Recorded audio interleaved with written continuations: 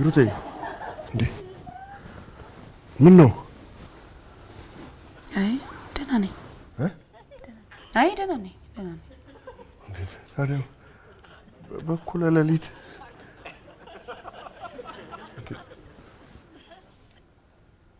አነጣጠርሽብኝ እኮ። በሰላም ነው? ምን እንዳማረኝ ታውቃለህ?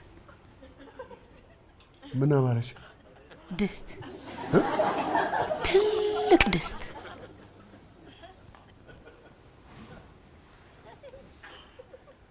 አረገሽ እንዴ? አይ ማርገዝ እንኳን አላረገዝኩም።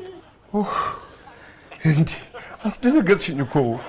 እንዴ ታዲያ ሂሩቴ ካላረገዝሽ ታዲያ በዚህ ሰዓት እንዴት ድስት ሊያምርሽ ቻለ? ሀሳቡ ምን መሰለህ?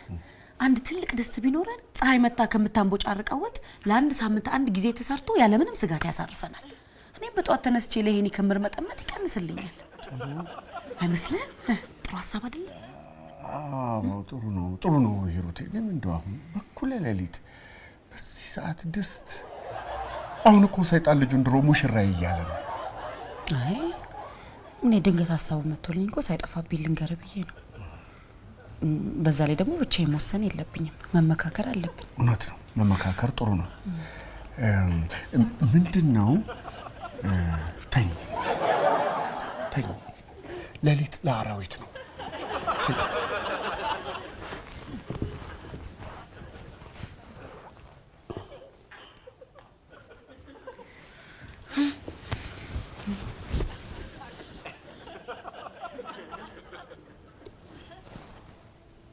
ሂሩቴ ወይ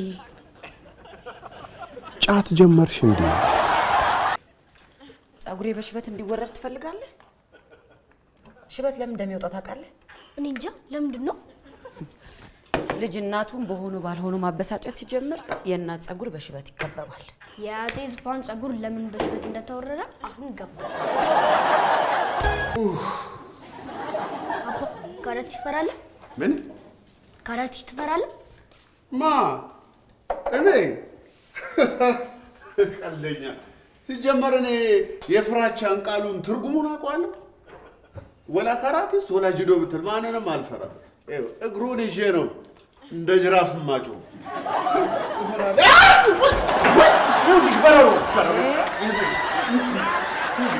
ምን አለ በያዘኩት በእናትሽ ያውልሽ ይኸው ጫፋኝ ትንሽ ምንድን ነው ይሄ? በረሮ ነው። ምንድን ነው ፈልጎሽ? በረሮ እኮ ነው የሚመስለው። እንዴ ለምንድን ነው ፀሐይ ማታጸዳው? እኔ አልወድም። ስለዚህ ሁለታችሁም ካራቲ ትፈራላችሁ ማለት ነው። ትምህርት ቤት አልሄድም። እግሬን ነው የምሰብረው። እንዴ በረሮ የፈራው እንደው አንተን የምፈራ መሰለህ እንዴ? ለብረም አትሄድም። ይሄ የሻሽ የተባለ ልጅ ነው። ባለፈው ሳምንት አርብ ሄኖክ ሰነጥቀዋለሁ። ሰነጥቀዋለሁ? ለምንድን ነው የሚሰነጥቀ? ስንጫወት እኔ ዳኛ ነበርኩ። ከዛ እኔ ዳኛ አለ። ከዛ እኔ ስለው ሄኖክ ሰነጥቀዋለሁ። ቁጣው ገብቶኛል። ግን ቆይ ሰነጥቀሃለሁ ያለ ካንተ ተተናክሎ ሆኖ ወይስ ደግሞ ከመሬት ተነስቶ ነው? ኧረ እኔ አልተተናኮልኩትም። ዝም ብሎ ከመሬት ተነስቶ ነው እንጂ ችግር የለውም እኮ መሰንጠቁን ይሰንጥቅ። ትላንትና ደግሞ አስደንጋጭ ነገር ተነገረ። ምን አለ? መጣና ማለት ነው ሄኖክ ሰንገዋለሁ። ሰንጋለሁ? መሰነግ እኮ ከባድ ነገር ነው። ያዋጣዋል ግን እኔ አሁን ያሳሰበኝ አደጋው ታይታችኋል? የምን አደጋ? ከሰነጠቀኝ ከሰነገኝ ቀጥሎ የሚመጣው ገብታችኋል?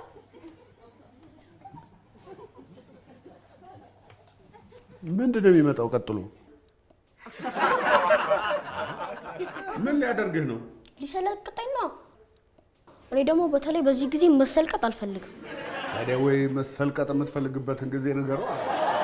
ያትቀልድ እንጂ በስዬ እያስፈራሩት እኮ ነው።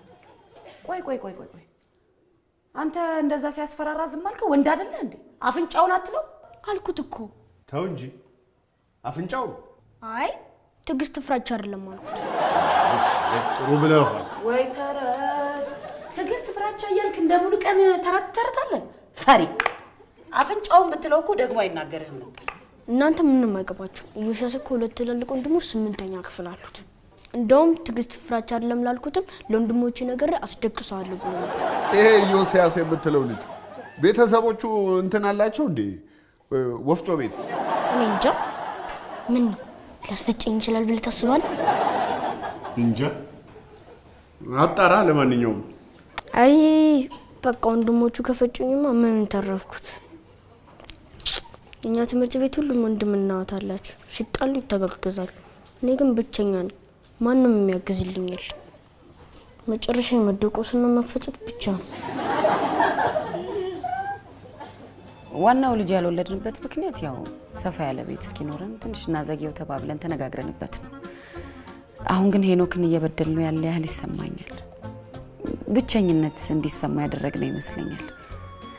አሁን ግን ልጅ የመውለጃ ጊዜያችን የደረሰ ይመስለኛል አይደል በስዬ? አዎ አዎ፣ እውነት ነው። ልጅ በጣም ጥሩ ነገር ነው። ግን ምንድነው ሁሉም ነገር በቅድ ሲሆን ጥሩ ነው። በቅድ ያልሆነ ነገር ቤትህን ያጨናንቀዋል።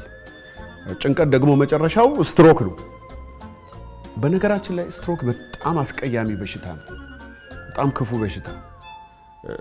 አሁን ኮቪድ የራሱ ከበድ ያለ የሆነ ነገር አለው። እርግጥ ነው ሁሉም በሽታዎች የራሳቸው ድክመትና ጥንካሬ አላቸው። የኛ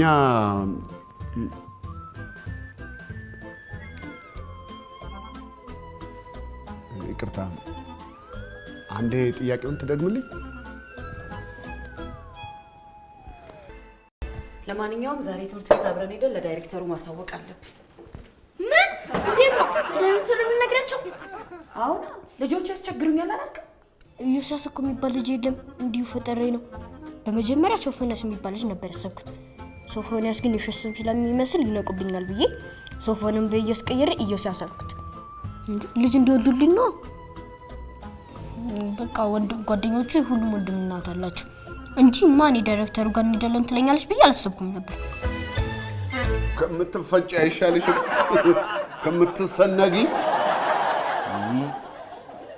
እንዴማ እናንተ ዳይሬክተሩ ጋር ከምትሄዱ ልጅ ብትወልደሻል? የቱ ይቀል? ዳይሬክተሩ ጋር ከምትሄዱ ብትወልደሻል? አይሻልም። ወንድምም እህትም የምትወል እናት እንዳለች ማወቅ አለባቸው። አለበለዚያ ይሄ ልጅ እኮ ብቸኛ ነው ብለው ትምህርትህን ተረጋግተህ እንዳትማር እያደረገ ነው። ስለዚህ ለዳይሬክተሩ ሄደን ማሳወቅ አለብን። ቶሎ በል ልብስህን ቀይርና ጠብቀኝ፣ አብረን እንሄዳለን። ምን ተፈጠረ? አርፋ አትቀመጥም ነበር? ወይኔ ተሰለቀጥኩ። እዬ እንዴት አደራችሁ? ሙሌ ወዬ ሄኒኮ ጥሎ ሄደ። እንዴ ለምን ወሰደችዋ? አሃ ገብቶኛል። ምኑ ነው የገባ? ሁሉም ቢናገሩት ሆድ ባዶ ይቀራል አሉ አቦ ሲተርቱ። ገብቶኛል።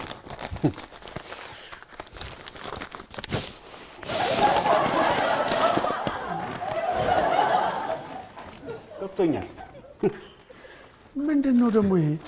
ከፍተኛ የሆነ የባህሪ ለውጥ ለማምጣት ልምምድ ላይ ስለሆንኩ የማስበውን አልነግርህም። የምን ልምምድ? ሚስጥር የመጠበቅ እኛ የጭቃ ውስጥ እስትንፋሶች ነን። ተንፍሱ። ሚስጥራችሁ በትንፋሻችሁ ላይ ነው። ተንፍሱበት። እና ካኪ ወረቀቱ ጠቀመ? አዎ አዎ፣ ልክ ሚስጥር ሊያፈተልክ ሲል 3 ጊዜ ውስጥ ትንፍስ ስለዋለው ሚስጥሩም እዚህ ታፍኖ ይቀራል። እኔም ትንፍስ ስላለሁ እንዴት ገላግሌ መሰለ። አንተም ብሞክረው ጥሩ ነው እና ለዚህ ነው ሂሩት ያደረገችው ገብቶኛል ያልኩበትን ሚስጥር ያልነገርኩ። ትሬኒንግ ላይ ነን ወንድሜ።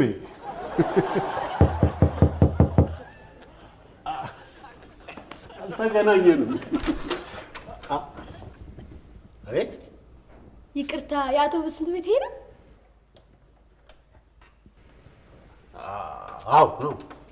ጎሽ፣ ናግባ ናግባ ናግባ። ይህን ቤት ለማግኘት ያልዞርኩበት ቦታ የለም። አመሰግናለሁ። የዚህ ሀገር ሰው ማያውቀውን አላውቅም አይልም። ይህን ቤት ለመጠቆም እንዴት ስቀኝ እንዳበሉ።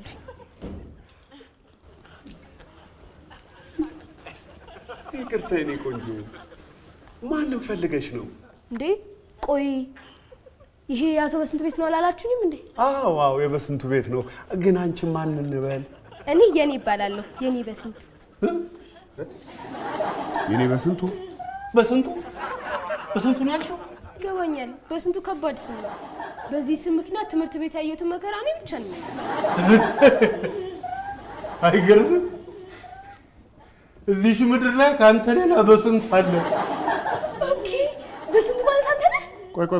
ቆይ በስንቱ ያልሽው ያንቺ አባት የት ነው ያለው? አሁን በስንቱ ነኝ አላልክም እንዴ? አዎ ነኝ። እና እኮ ማለትማ አባቴ በስንቱ ማለት አንተ ነህ ማለት ነው።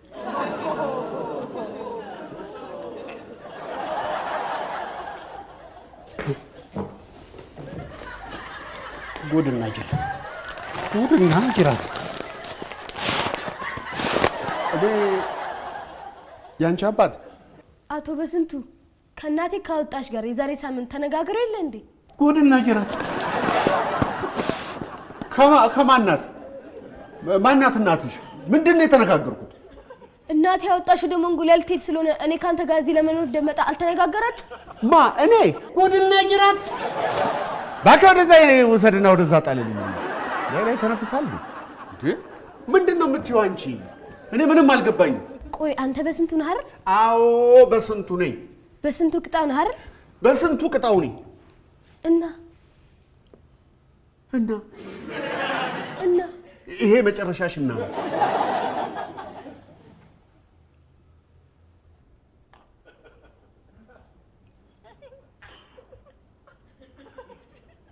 እና እናማ አባቴ ማለት እሱ ነው ማለት ነው። ተነፍሳት ናሙሊ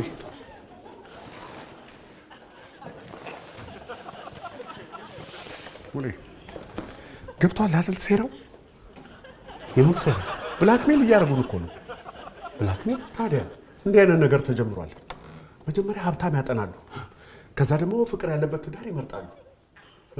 ከዛ እንዲቻለች ምንም የማታቀጻልከው ልጅ ነኝ ያስብላሉ።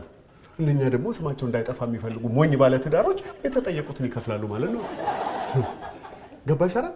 አዎ ገባኝ።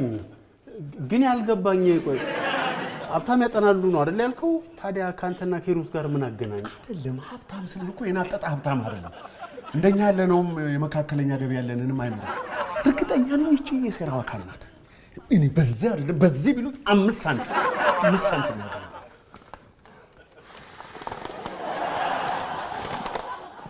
ይሄ እኮ ለአንቺ አሪፍ አጋጣሚ ነው።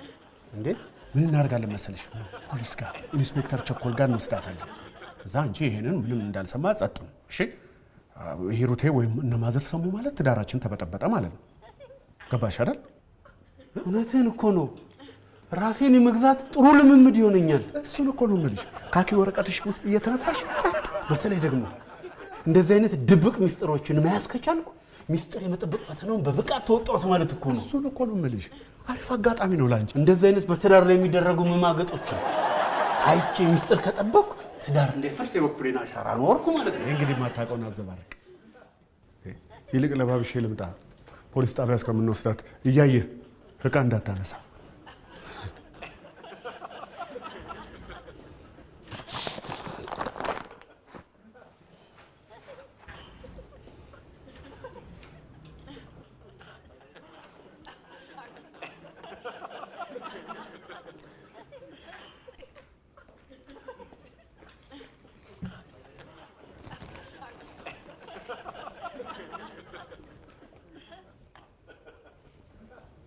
የሚያምን አይነት ነገር አይደለም።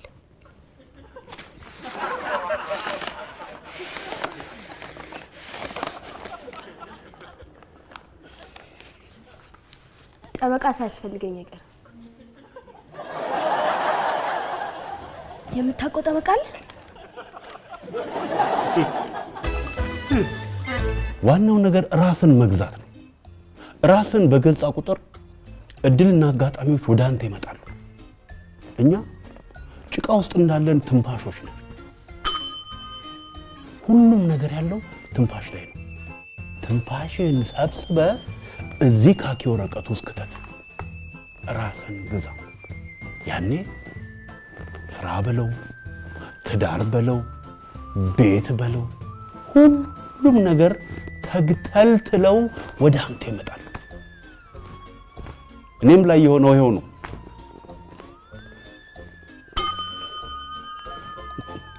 እንዴት ልትገማት? ቃል በቃል እንደዛ ነው አይደል? ስለዚህ በቅደም ተከተል ስናስቀምጠው እሰነጥቅሃለሁ፣ እደቁስሃለሁ፣ እሰንግሃለሁ ነው። አደራደሩ ተናገር እንጂ አንተ። አይደለም እሰነጥቅሃለሁ፣ እሰንግሃለሁ፣ ከዛ እደቁስሃለሁ።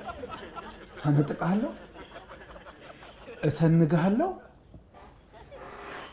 እደቁስሃለሁ። ከሰነገ በኋላ እንዴት ነው የሚደቁሰው? ቅርታ ዳይሬክተር ድንበሩ እጩ ዶክተር ቅን እንኳን ማንጠልጠ ያለው እጩ ዶክተር በይ። ኦኬ እጩ ዶክተር ድንበሩ እጩ ዶክተር ዳይሬክተር ኦኬ እሺ እጩ ዶክተር ዳይሬክተር ድንበሩ ሻምበል ይከበር። ምንድነው ደግሞ እሱ? የአባቴ ስም ነው። ታዲያ የሀያቶትንም ስም ይከበር ብዬ መጥራት አለ? አይደለም። ሻምበል የአባቴ የማዕረግ ስም ነው። አባቴ ሻምበል ነበር። ገባኝ። ከቻልሽ አባቴን በማዕረግ ስሙ ብትጠሪው ደስ ይለኛል። እጩ ዶክተር ዳይሬክተር ድንበሩ ሻምበል ይከበር ብትይኝ ደስ ይለኛል። ካልሆነ የአባቴን የማዕረግ ስም ብትተውም ችግር የለውም፣ እንዳይበዛ ቀለል አድርገሽ እጩ ዶክተር ዳይሬክተር ድንበሩ ይከበር ብትይ በቃ።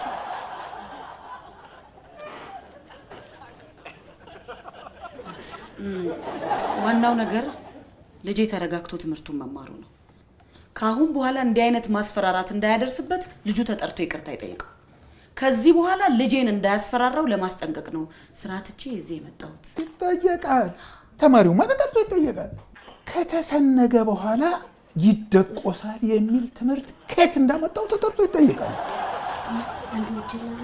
እስቲ ቆይ ልጁ ይጠራና ይጠይቅና እንወጣለን። መሰንጠቅ መሰነግ የሁለቱ ቅደም ተከተል ትክክል ነው። ሶስተኛው ነው ችግሩ፣ ትምህርት ቤታችንን የማይመጥን እውቀት። መጀመሪያ ምን ነበር አለኝ ያልከው? እሰነጥቅሃለሁ ነው። ይቅርታ እንዴ፣ የስድቡ ቅደም ተከተል ምን ትርጉም አለው? ትርጉም አለው እንጂ ዋናው ተማሪ የሚሳደበውን ስድብ አናላይዝ ሳናደርግ ተማሪውን አንቀጣም። እንግዲህ ከአጭር ጊዜ አኳያ ለጊዜው የቅርጫት ኳስ ጨዋታን ማገድ ነው። ምን እንዴ? ባስኬት ልንከለከል? እንግዲህ የጨዋታው ሜዳ የልጆቻችን የጸብና የመበላላት ሜዳ ከሆነ ለጊዜው የቅርጫት ኳስ ጨዋታ ይከለከላል።